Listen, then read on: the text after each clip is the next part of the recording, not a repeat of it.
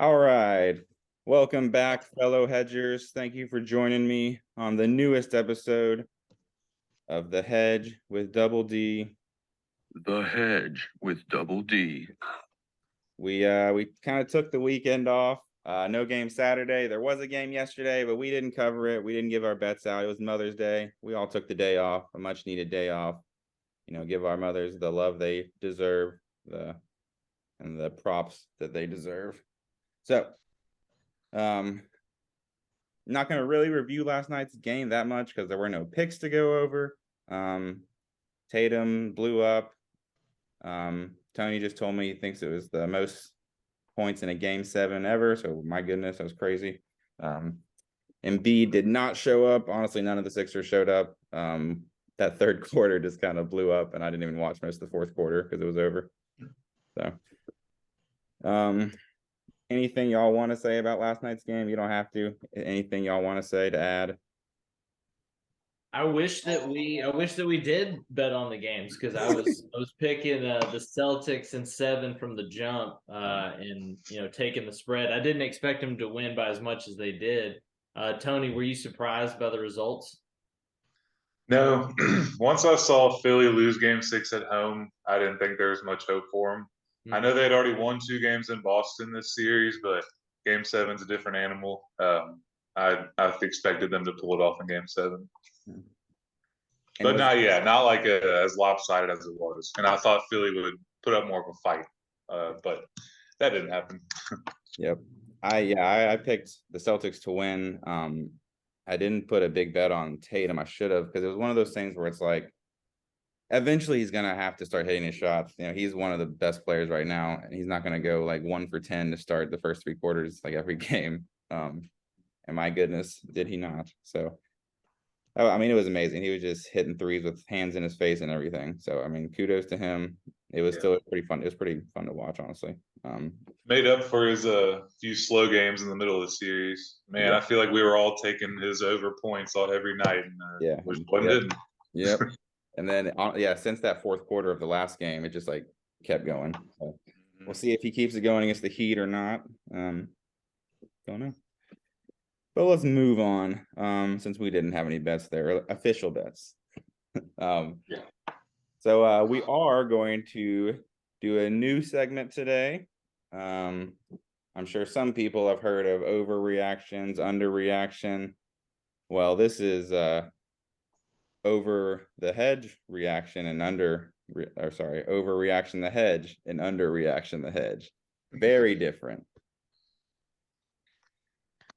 Reaction. Underreaction. The Hedge. So as you can see, very different, very polished. Let's get into it. We're going to start. Basically, we're going to talk about the 4 teams that got eliminated this round.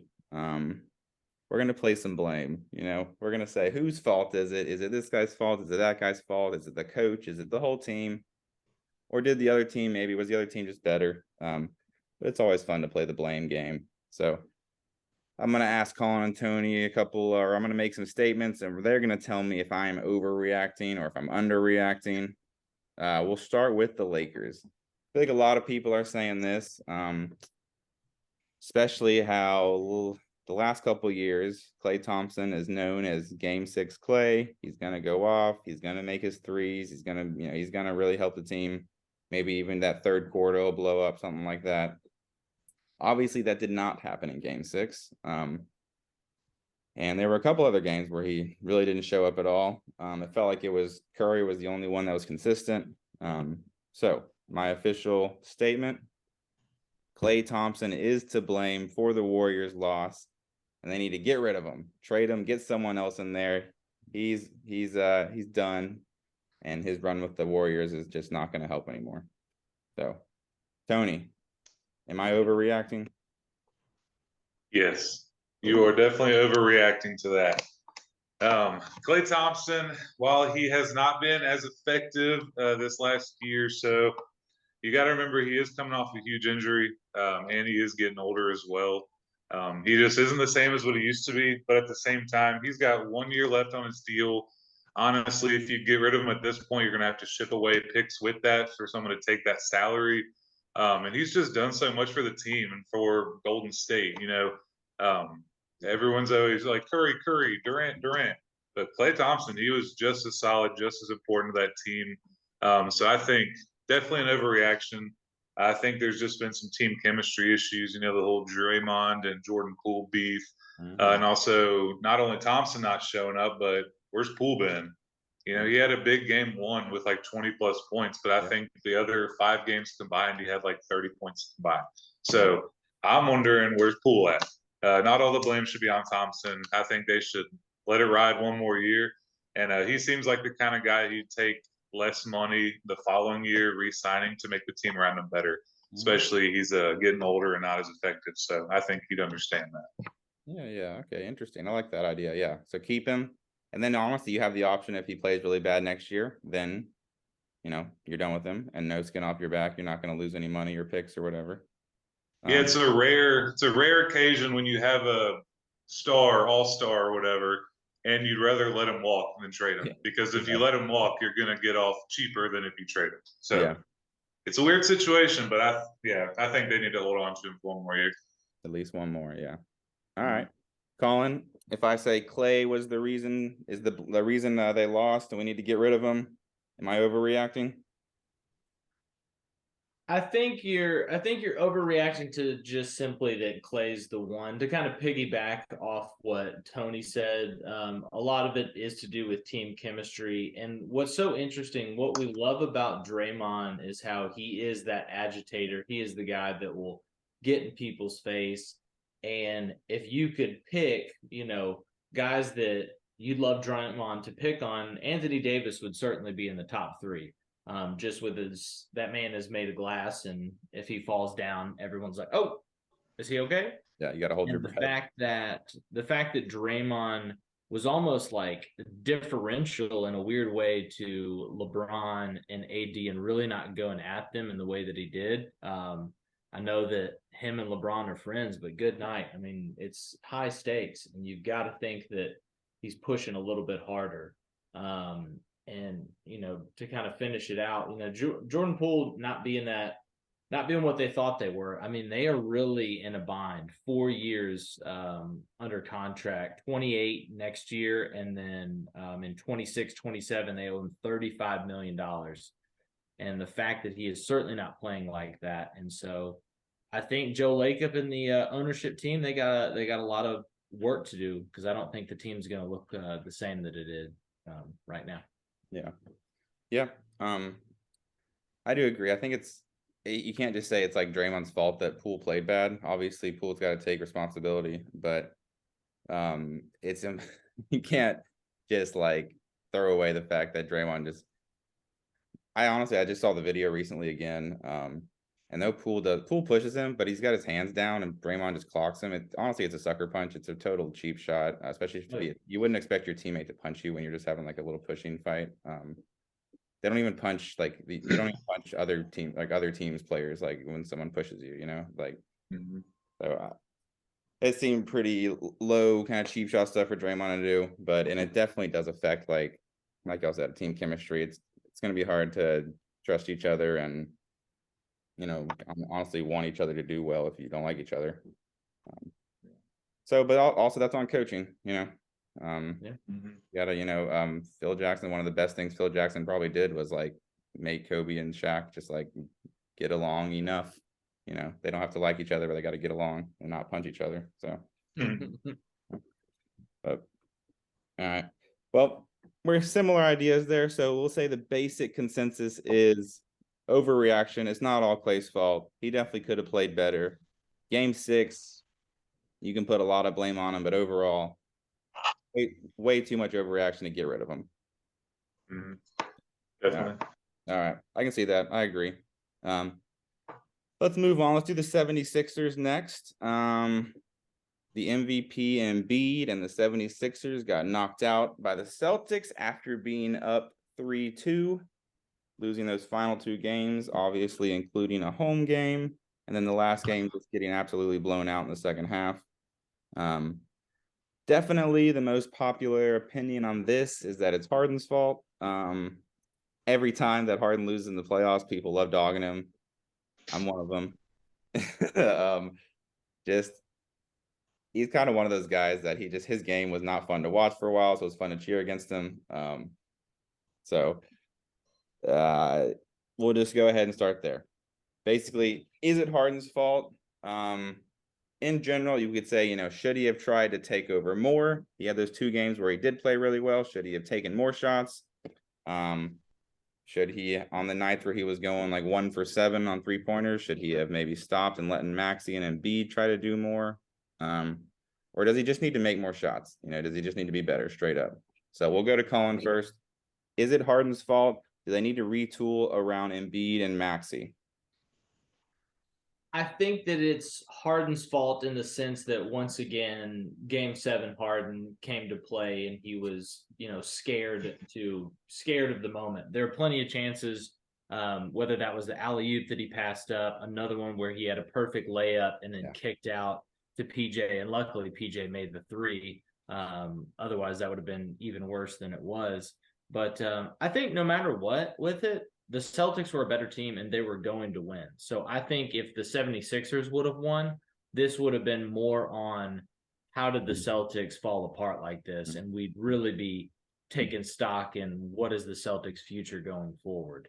So I think it's kind of riding that line where, yes, Harden once again played like Harden in a Game 7, but this is more about the Celtics being better, more so than, what could have the 76ers retooled. Yeah. Okay. And we can't forget to mention Embiid had a terrible Game 7 too.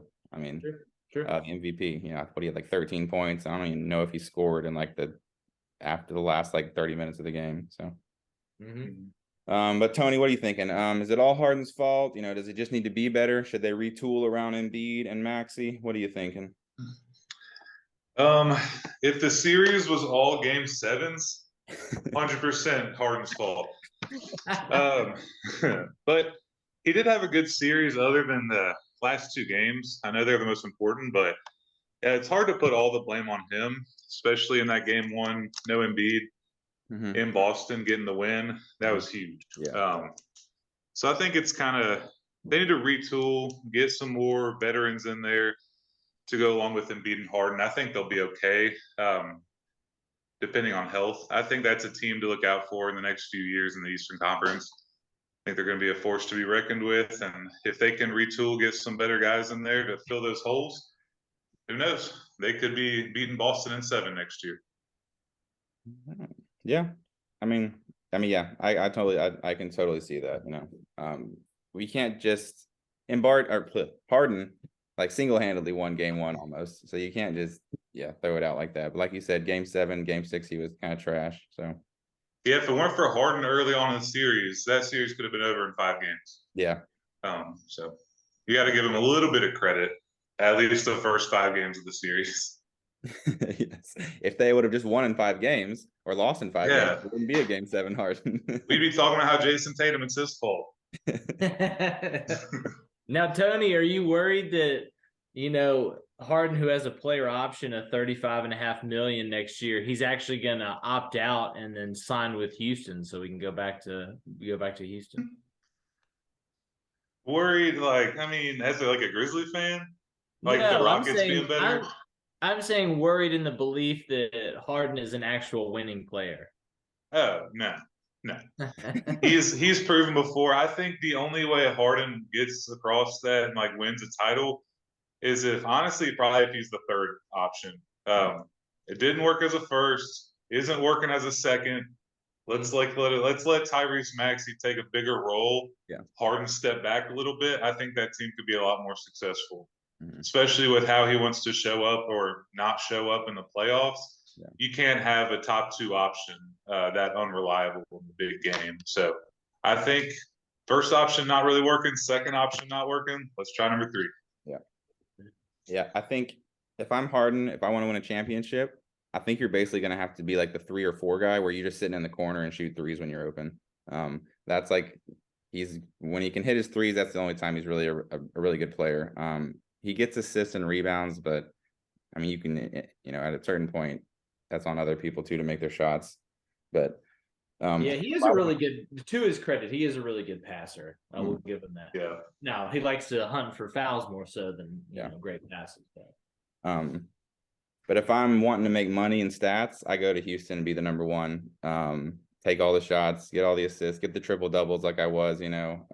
People will love me again. Get my money. And I wouldn't blame him for that. Nothing wrong with that, honestly. But I'm not Harden, so I'm sitting here in my garage. Hey, he's gonna make those clubs in Houston a whole lot of money. Yeah. If I'm the city, I want him in my city. Yeah. Oh yeah. He's the best. He's the biggest philanthropic, machine that Houston has to offer. Yes, he'd add to the economy for sure. Yeah. All right. Well, with that, let's take a little break. We'll look at the other two teams, the Knicks and who else am I thinking of? The Knicks and the Suns. We'll look at the two teams, the Knicks and the Suns, later when we come back. And then we'll do our official picks for the Lakers and the Nuggets game 1. All right, y'all. Thanks for staying with us. Slight change of plans.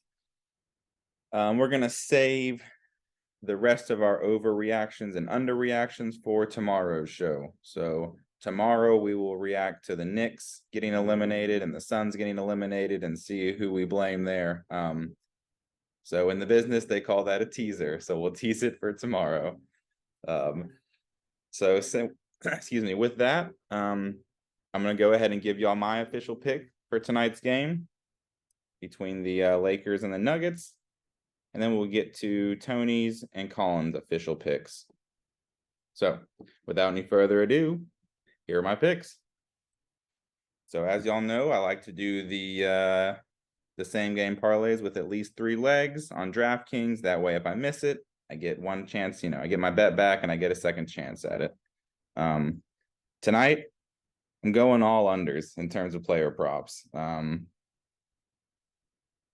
I want to say that the Lakers are going to win. And honestly, I might put one of my bonus bets that I've gotten on the Lakers just to win straight up at plus 200. But I'm not going to include that in my parlay. I'm thinking LeBron and AD will both score a lot, but I just, LeBron's points, I just don't like it. They're set at like 23-ish, 24-ish. And so I don't feel comfortable pushing it down to like 22, and I don't feel comfortable taking the under at like 26 either. I feel like he could score anywhere between like 20 and 30. So I don't know. I don't feel comfortable with that. And basically the same thing with AD. So we're going to stay away from that. Instead, we're going to go with D'Angelo Russell under 16.5 points. Even though some of the guards have been playing well against the Nuggets, I think the points are going to be split between Russell and Schroeder. So I don't think Russell's going to get up to 17 points. I do think he'll get like, anywhere between like 8 to 14. So I didn't know where to put the over. So I'm just going to take the under at 16.5. And then of course we're going to keep with unders. I've noticed Michael Porter Jr., even though he's been a lot better the last couple games, he really didn't play well those first 2 home games in the last series. So I'm going to kind of keep that trend going. I think he'll still not play great. I think he'll play better than he had, but I don't think he'll score 17 either. So I've got him at under 16.5 also. And then I've also got Jamal Murray at under 26.5. You never know with him. He could go off. I don't think he's gonna I don't think he's gonna go crazy this game. I feel like it's more of a Jokic game. So I've got Murray under 26.5 also. So again, that's Michael Porter under 16.5, Murray under 26.5, and D'Angelo Russell at under 16.5 also. These are all points. And together, those 3 picks will give you a plus 340. So not bad there. So that's going to be my picks for tonight. We'll be right back with Tony's and Colin's picks, and we'll wrap it up. All right, welcome back. Thanks for staying with us. Let's get to the fun stuff, the most important stuff. the official picks. So, Tony, tonight's game, we got the Suns. I'm sorry, we got the Nuggets and we got the Lakers. If I'm looking at it, it says the Nuggets are a -6 favorite. And let me look at the total here. The total is at 222. Lakers are at +200, +205, depending on where you're looking, and Denver's about -250 on the money line. So with all that information, Tony, what are you doing tonight? What's your official pick? Lakers will win Ooh. Game 1 on the road for the third time in a row. Right. I don't have a white flag here, but Lakers, I'm sorry for disrespecting you through the first 2 rounds. That is officially over. I'm going to go off what my eyes have seen, not what my head thinks. So I think it's going to be a huge series for Anthony Davis, matching up against the MVP or former MVP.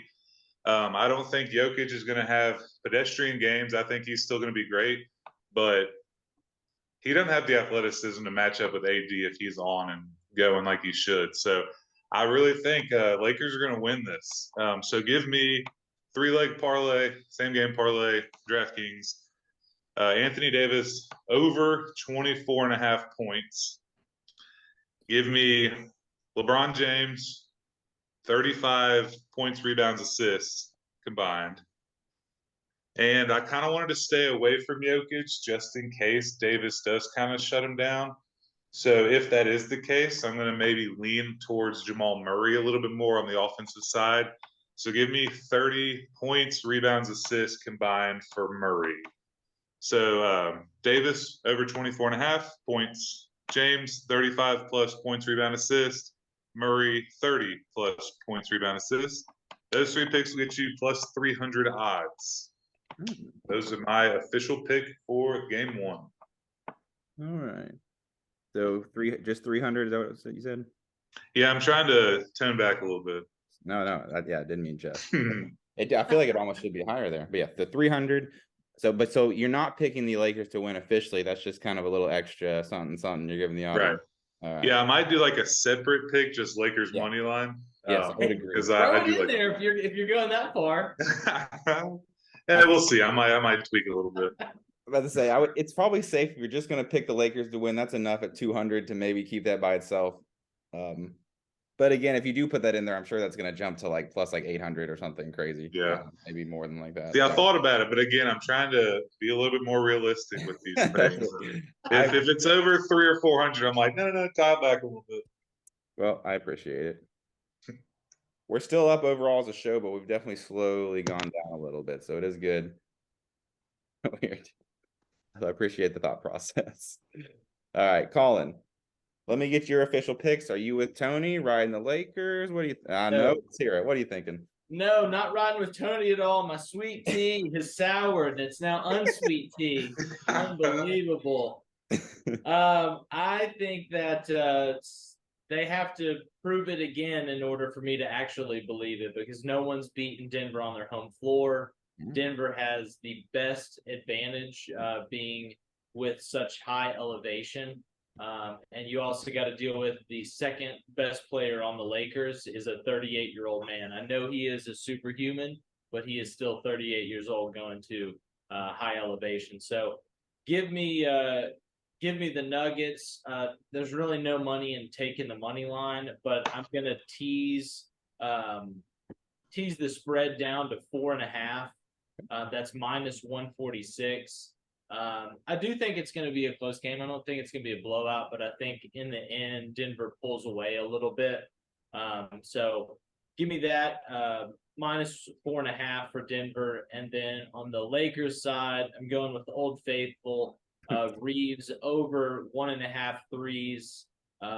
It's -115. He's proven that he is the third best player on the Lakers right now. And with that kind of respect, I think that he is going to get, at least 2 threes. So I feel confident on those. So you can throw them in a parlay if you want. I'm going to keep them separate. I got my heart broken too many times on parlays last week that hurt me. shout out to Jimmy Butler only scoring 19 when I needed him to score 20. But yeah, so those are my two. All right, I like it. All right, so yes, I think we're good. There was a certain point where we were just throwing like too many straight bets down, I think, where we'd hit like 1 out of 4 and it wasn't helping. So I like this. 2 straight bets, 1 parlay. But yeah, so right now, Tony's got the parlay. Colin's got those 2 straight bets. Remember, if you want to see this all in writing, if you want to see all our betting history, the picks, if it's hard to just listen to us and get it all at real time, in the About Us section on the YouTube channel, there is a link.